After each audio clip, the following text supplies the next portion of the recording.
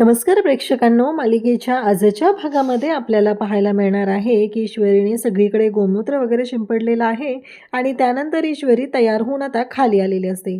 सगळी पूजेची तयारी जवळजवळ झालेली असते आणि ईश्वरी येते. हातामध्ये आरतीचं ताट असतं आणि ईश्वरी येते आणि तिच्या हातातून ताटच खाली पडतं. का तर समोर टेबलवरती तिथे ठेवलेल्या ज्या पादुका होत्या त्या तिथं नसतातच. त्यामुळे ईश्वरीला मात्र खूप मोठा धक्का बसलेला असतो. हे सगळं काय झालं आणि अचानक ह्या पादुका कुठे गेल्या हा प्रश्न ईश्वरीला पडलेला असतो आणि ईश्वरी मात्र शोधाशोध करू लागते.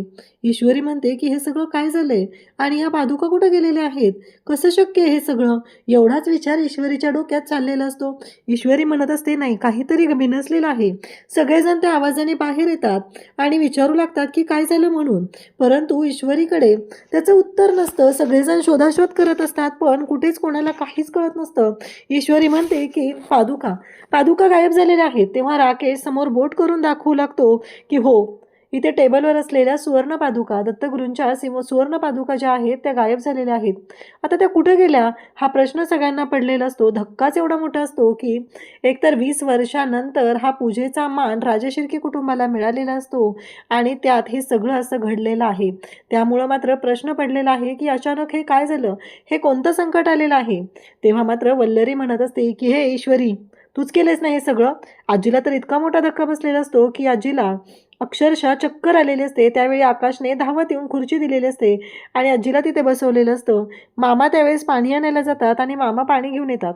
राकेशची नाटकं सुरू असतात की कुठे गेल्या पादुका, काय झालं असेल म्हणून. राकेश हा मुद्दाम नाटकं करू लागलेला असतो आणि त्याला दाखवून द्यायचं असतं की नाही, काहीतरी वेगळं घडलेलं आहे असं राकेशच्या डोक्यात सुरू असतं. त्याचवेळी इकडे आपल्याला पाहायला मिळतं की एवढं सगळं चालू असतं आणि त्यावेळेस मात्र इकडे आता राकेश, वल्लरी हे दोघंही असतात. आता वल्लरीच्या डोक्यात प्लॅन असतो. वल्लरी म्हणते की आयती संधी मिळालेली आहे आणि हिनेच या पादुका चोरलेल्या असणार आहेत. मला खात्री आहे की हे असलं नीच वृत्तीचं काम हीच मुलगी करू शकते, कारण ही भिकारी, असं तिचं म्हणणं चालू असतं. आता इकडे आजीला मामा पाणी प्यायला देतो आणि वल्लरीचा मोर्चा वळतो तो म्हणजे ईश्वरीकडे.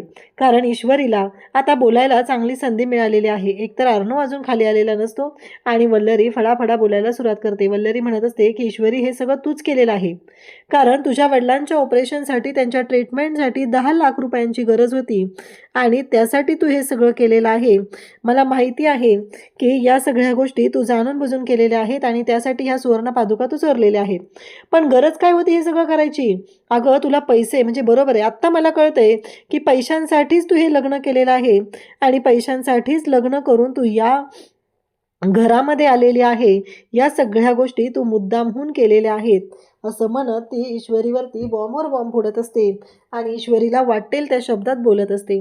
ईश्वरी म्हणत असते नाही हो मामी, नाही केलेलं हे. तेव्हा वल्लरी म्हणते की आता खरं सांग की काय केलेलं आहेस तू आणि कशासाठी केलेलं आहे. कोणी विश्वास ठेवायचा तुझ्या या सगळ्या गोष्टींवरती. मला सांग की तुझ्या बाबांच्या ऑपरेशनसाठी तुला पैसे लागणार नाही आहेत का?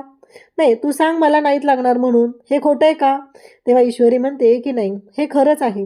माझ्या बाबांच्या ऑपरेशनसाठी पैशांची गरज आहे आणि मला ते पैसेही लागणार आहेत, हेही मला माहिती आहे, असं ईश्वरी सांगू लागते. परंतु सगळेजण पाहत असतात. सगळ्यांनाच मोठा धक्का बसलेला असतो. सगळेजण म्हणत असतात की नाही, हे सगळं जे काय आहे ना ते चुकीच्या पद्धतीनं चाललेलं आहे. कारण ईश्वरीला आठवतं की काल रात्री ती जेव्हा किचनमध्ये आवरावर करत होती तेव्हा नमुताईचा फोन आलेला असतो आणि नमुताई तिला फोनवरती म्हणालेली असते की इशू, बाबांच्या ऑपरेशनसाठी दिल्लीच्या डॉक्टरांनी 8 लाख रुपये खर्च सांगितलेला आहे. आता मात्र नमुताई म्हणत असते की काय करायचं इशू. इशू म्हणते की हो ग, खरंच ही खूप मोठी रक्कम आहे, बघूया काय करता येईल ते, असं त्यांच्या दोघींचं बोलणं झालेलं असतं. तेव्हा ईश्वरी म्हणते की हो, मामी म्हणतात ते खरं आहे, माझ्या बाबांच्या ऑपरेशनसाठी 8 लाख रुपये सांगितलेले आहेत. तेव्हा मात्र आता सगळ्यांनाच धक्का बसलेला असतो. सगळेजण म्हणत असतात की काय आहे सगळं. परंतु राकेश येतो आणि आता राकेश पण तोंडसुख घ्यायला लागलेला असतो. चक्क राकेशला पण असं वाटत असतं की आता ह्या सगळ्या गोष्टींचा फायदा आपल्याला झाला पाहिजे. एकतर स्वतः सुवर्ण पादुका चोरलेल्या आहेत, देवाबरोबर सुद्धा हा माणूस खोटं वागतो, देवाच्या वस्तू चोरायला सुद्धा मागे पुढे पाहत नाही आणि दुसऱ्यावरती आरोप करताना या माणसाला जराशीही लाज वाटत नाही. त्याचबरोबर इकडे आपल्याला पाहायला मिळतं की जेव्हा हे सगळं घडत असतं तेव्हा मात्र इकडे आता वल्लरी तर बोलत असतेच, पण राकेश पण बोलायला सुरुवात करतो की हो, अहो ईश्वरीजी, तुम्हाला पैसेच हवे होते ना, तुम्ही अर्णवला सांगायचे होते. अशा देवाच्या पादुका चोरायची गरज काय होती? ईश्वरी म्हणते, एक मिनिट ऐका आधी, मी नाही चोरलेल्या, माझ्यावर हे संस्कार नाही झालेले, आणि मी का चोरेल हे पादुका? तेव्हा वल्लरी म्हणते, बस कर ग, कारण माहिती आहे गुरुजींनी आधीच सांगितलेलं होतं, या ईश्वरी आणि अर्णवचं लग्न होता कामा नये. यांचं लग्न झालं तर घरावरती खूप मोठं संकट येणार आहे, आणि ती गोष्ट खरी ठरलेली आहे. काहीही झालं तरीही हे सगळं तुझ्यामुळेच झालेलं आहे, या सगळ्याला तूच जबाबदार आहे, असं म्हणत आता वल्लरी सरळ तोंडसुख घेत असते आणि वाटेल ते आरोप करत असते. त्यासोबतच इकडे आपल्याला पाहायला मिळतं की या सगळ्या गोष्टी जेव्हा चालू झालेल्या आहेत तेव्हा मात्र सगळ्यांसाठीच हा खूप मोठा धक्का असतो. काहीही झालं तरीही या पद्धतीने असं सगळं व्हायला नको आहे असं वाटत असतानाच इकडे या सगळ्या गोष्टी आता घडू लागलेल्या असतात. आणि वल्लरी ईश्वरीला म्हणत असते, तू चोरले त्या पादुक्या आणून दे आत्ताच्या आत्ता. तेवढ्यात अर्णव तिथे येतो आणि म्हणतो, बाद झालं, काय चाललंय हे सगळं? तेव्हा माझी बायको असं करूच शकत नाही, एवढं ठणकावून अर्णव बोलायला सुरुवात करतो. तेव्हा मात्र आता वल्लरीची वाट लागलेली असते. वल्लरीला कळायचं बंद होतं, आणि त्याचबरोबर हे सगळं जेव्हा चालू झालेलं आहे तेव्हा मात्र आता राकेश तोंडाला कुलूप लावून बसतो. कारण राकेशला माहिती आहे की आपण तोंड उघडलं की आपली वाट लागणार आहे. ही गोष्ट राकेशला चांगलीच माहिती असते.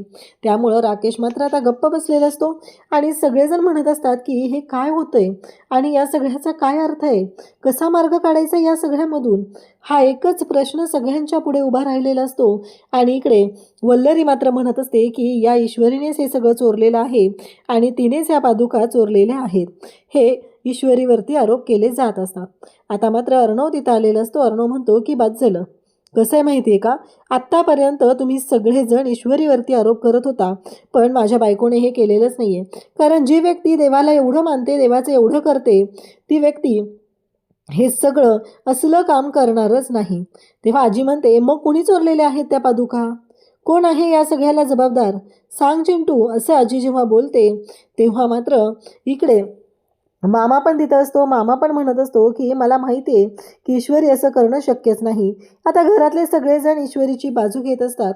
ईश्वरीने असं केलेलंच नाही आहे एवढंच सगळ्यांचं म्हणणं असतं, आणि आता मात्र सगळेजण पाहत असतात. तेव्हा मात्र आता आजीच्या जवळ अर्णव जातो, आणि अर्णव म्हणतो की अगं, तू असा का विचार करते आजी? जरा शांतपणे विचार करून बघ ना, का करेल ती असं, आणि कशासाठी करेल? सांग ना तू, तिला काय गरज आहे हे सगळं करायची? उलट तू तिच्यावर ही सगळी जबाबदारी दिलेली होती, ती सगळं हे आनंदाने करत होती, आणि या सुवर्णपादुका ती का गायब करेल? असं जेव्हा अर्णव तिला बोलत असतो तेव्हा मात्र इकडे आजी म्हणत असते, मग कुठे गेल्या त्या पादुका? कारण इतक्या वर्षात कधी आपल्या घरात अशी गोष्ट घडलेली नव्हती. आता काय करायचं आहे? आणि तेवढ्यातच आजीला फोन येतो, आणि 2 तासामध्ये स्वामी आता घरी येणार असतात, आणि अभिषेक करायचा असतो. आता अर्णव म्हणतो की आजी, काळजी करू नकोस, 2 तासाच्या आतमध्ये त्या पादुका शोधून आणेल, आणि इथं पूजाही होईल आणि सगळं होईल. आता मात्र ईश्वरी म्हणत असते की मामी, बाद झालं, आत्तापर्यंत तुम्ही तेच केलेलं आहे. सगळेजण शोधाशोध करत असतात. मामा त्याचबरोबर आकाश इकडे अंजलीला आणि राकेशला सांगितलेलं असतं की आजीला घेऊन रूममध्ये जा. आजीला घेऊन रूममध्ये पाठवलेलं असतं, आणि इकडे मामा आणि आकाश दोघंही शोधाशोध करत असतात. त्याचवेळी आजी म्हणत असते की काय झालं हे सगळं, कशामुळे झालं हे सगळं, मला कळतच नाही आहे. आणि इकडे राकेश मात्र म्हणत असतो की मला माहिती आहे चिंटुकल्या, तुमचा माझ्यावरच संशय आहे, आणि माझ्या रूमच्या कोपऱ्यानं कोपरा तुम्ही शोधणार आहे हेही मला माहिती आहे. परंतु एक गोष्ट लक्षात ठेवा, चोरीचा माल कुठं ठेवायचा हे मला चांगलंच माहिती आहे.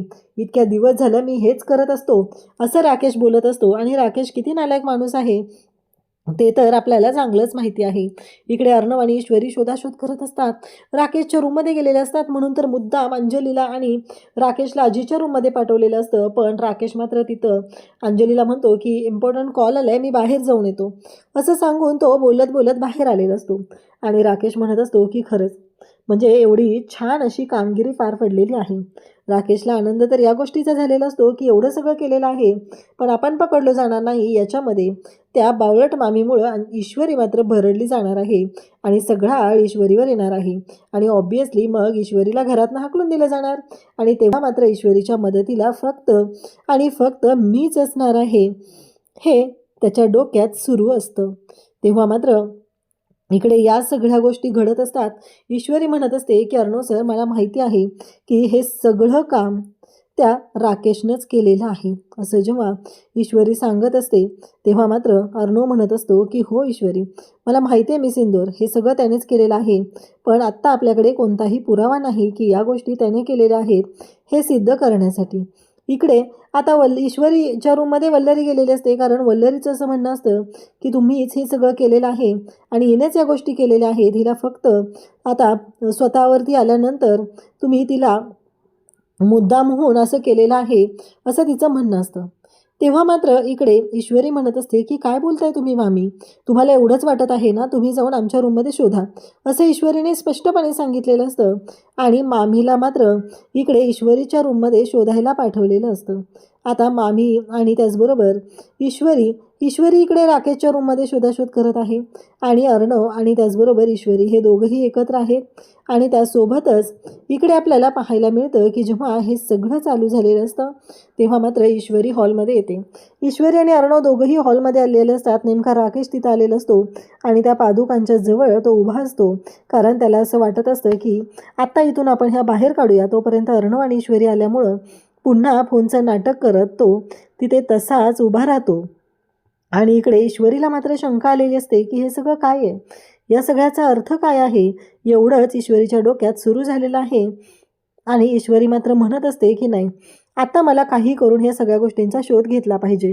मग अर्णव आणि ईश्वरी म्हणतात की किचनमध्ये आणि स्टोअररूममध्ये आपण शोधूया. म्हणून दोघंही त्या दिशेला जाऊ लागतात आणि शोधाशोध सुरू करतात, परंतु कुठेच काही सापडत नाही. तेव्हा अंजली म्हणत असते की आजी, मला असं वाटतंय की तू कारण नसताना ईश्वरीवर संशय घेते.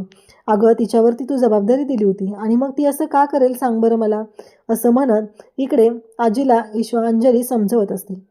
परंतु अंजलीला मात्र ह्या सगळ्या गोष्टी समजूनच घ्यायच्या नसतात आणि म्हणूनच अंजली या पद्धतीने तिचं वागणं आजीचं चाललेलं असतं. आजीचं एकच म्हणणं आहे की नाही, मला माहिती आहे हे सगळं कुणी केलेलं आहे, या सगळ्याला ईश्वरी जबाबदार आहे.